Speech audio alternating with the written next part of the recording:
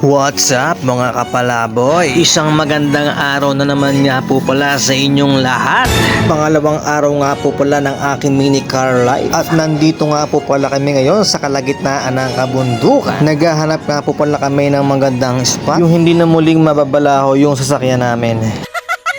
Medyo napagod na nga pala ako dito, kaya yung kapatid ko na yung pinag-drive ko. Habang ako naman nag-iisip kung saan kami pupunta. Nadaanan nga pala namin dito yung Gabaldon. At ayun, ang dami nga pala nagpipicture dito. Isa nga pala ito sa mga sikat na tambayan ng mga riders. Sa sobrang traffic nga po pala dito, napakain na muna ako ng mani. Kasi nga po marami pong ginagawang karsada dito. Kaya sa mga babiyahe po dito ay magbaon po kayo ng konting pasensya. May nakita nga pala ako dito na magandang view. At sa pag-a-apro nga pala ng kapatid ko ay natanggal na yung tapakan.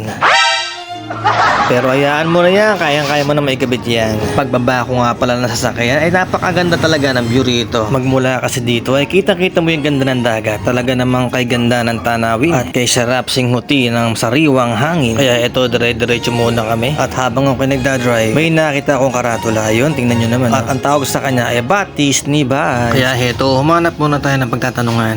Vlogger kami, anong kailangan? Tara. Hindi mo wala na sticker? Kailangan mo, pera. Oh. Walang pera eh. Sticker na lang, tigisa kayo. Pala nyo ako sa Facebook. Tigisa kayo dalawa. After nga pala namin makipagkulitan sa mga bata, dire-diretso na kami sa aming pupuntahan. At ayun nga po, nagtanong-tanong muna kami dito kasi baka maligaw kami. Pero sabi naman ni Tutoy, dire-diretso lang daw. At pagdating nga pala namin dito, parang ginagawa pa siya. Kaya ayun, kailangan na namin bumalik uli sa highway. Alam nyo mga palaboy, masarap din pala maging buhay karsada. Kasi lahat dito may experience. Pinawawala ka, naliligaw ka, nagtatanong ka. Pero masarap naman sa pakiramdam. Dumating nga pala kami sa tindahan ng isda. Nagulat ako kasi ang laki ng ulo, parang ang sarap iihaw nito. Kaya lang walang pambili. Kaya ito, hinihimas-himas ko lang yung isda. Nagbabaka sakali na baka ibigay na lang sa amin ni ate. Kaya ito, sinasalat-salat ko na lang. Pero parang nababatrip na sa akin yung may-ari. Joke lang po. Namimili nga pala ako dito na madali lang iihaw. Parang ito nga pala yung napipisil kong bili. Kaya ngayon, tinanong ko kung magkano. Kaso nga lang, iba yung binigay sa akin ni ate. Ito yata yung tinatawag nilang halaman dagat. Hindi pa kasi ko nakakakain ito, kaya hindi ko binili. Ayan nga, pinapakain pa sa akin ng hilaw.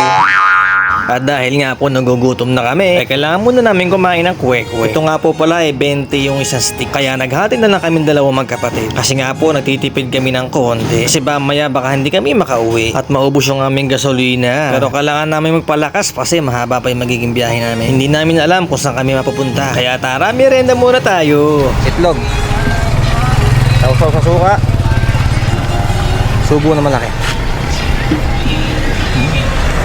O diba, ganyan ang nagtitipid. Tapos yung baso nga pala namin ginamit dito ay dinala namin. Kasi nga kahit baso wala kaming dala, bumili nga pala kami dito ng uling. 25 pesos nga lang pala isa rito. Pero yung unang pinagtanungan namin, 50 pesos. Diyos ko naman, tubong lugaw. Sa di kalayuan nga pala, meron kaming nakitang spot. Dito lang ito sa gilid ng highway. Maraming kubo at saka maraming puno ng buko. At walang iba kung hindi sa Momento Resort. Medyo maambon nga pala sa mga oras na ito. Kaya naman, bibihira lang yung mga tao. Hinahanap nga pala namin dito yung bantay. Kaso nga lang hindi namin makita. Tatanong sana namin kung magkano yung entrance. Kasi mamaya baka hindi na kumasya yung pera namin dala. Pagbaba ko nga pala ng sasakyan ay talaga namang napawawaw ako. Kasi nga maganda, malinis ang view rito. Mababaw nga din pala yung dagat. Akala ko kapag umuulan, lumalalim yung dagat. Hindi ko alam, naglo-low tide pala. Dahil nga pala sa sobrang pagtitipid namin at ayaw namin mag-cottage, ay nilabas ko na yung pangmalakasan. Ito nga pala yung order ko sa online. 2 beses ko pa nga lamang siya nagagamit. Kaya talaga namang matibay. Kaya tara, tulungan nyo muna ako mag-setup. Madali lang naman siyang gawin. Talagang sa una ka lang mahihirapan dito. Ito na, nakakabit na namin yung tent na maayos. Pagpasin mo tent ka pa, may kubo naman. Tagayak na namin dito yung mga ayun, ginagayak na nga pala rito ng kapatid ko yung aming upuan. Saka yung lamesa namin gagamitin. Yun nga lang ay medyo maliit lang ito. Pero yaan mo na, sulit naman. At meron nga pala isa pang problema. Daan namin lulutuin yung isda namin nabili. Kaya heto, naglakad-lakad muna kami para humanap ng ihawan. Meron na kasi ko na order na ihawan. Yun nga lang, nakakalimutan ko. Kaya buti na lang sa paligid-ligid ay meron kami nakita. Yun nga lang, nabasa siya ng ulan. Pero siguro naman kahit paano makakaluto na to. Sige na, ready mo na yung ating lulutuan. Meron nga pala isa pang problema. Kinakain na nga pala siya ng kalawang. Di balansa din to. Ha? Balansa din. Yung iluluto natin yung malansa, siyempre, okay lang malansa yan. At ayun, meron na naman kaming problema. Ayaw nga pala magdingas ng apoy. Kasi nga po, wala kaming goma o plastic man lang na pwedeng ipang-apoy. Kaya naman, namulot lang kami ng papel sa paligid. Para naman kahit paano magdingas na yung uling. Kaya sige, pagdingasin mo na yan, tayo makakain na. Naihaw na ba? Gilid. Ito, lumalabas. Lumalabas yung naman loob. Ba't ka na? Bigay wasak yan? Ha? Bigay peki yan? Ito yung iniihaw namin. Ihawan, durog-durog na isda. Maluluto rin yan. Sabi ng babae, di ba? Hindi naman daw binibitukuhan yan? Ewan. Sarap ba? Sarap naman. Kahit ito lang timpla. Okay, kami mo na. Wala. Kahit kutsara, wala ako eh. Hindi talaga namin napagandaan.